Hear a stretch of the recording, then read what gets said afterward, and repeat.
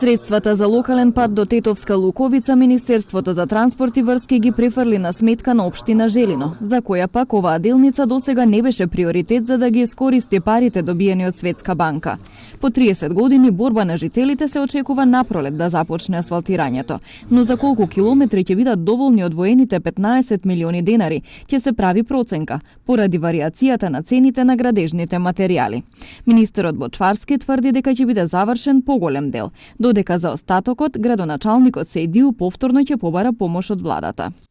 Одговорот на тоа колку од тој пат ќе се реализира, дали целиот, дали ја верувам поголем дел од делницата ќе биде реализирана, ќе го знаеме тоа до крајот на тендерската постапка, кога и градежните фирми и оперативи ќе ги дадат своите понуди. Ние ќе продолжиме со министерот, со министерството, со другиот дел, ако остане, како кажа министерот, значи целта наша е да го реализираме целиот пат. Министерот Бочварски за оваа година најави изградба на 100 километри автопатишта во земјава. Ние оваа година започнуваме големи инфраструктурни проекти, какви што немало во историјата на независна Македонија, можам да кажем, од преку 110 километри автопатишта.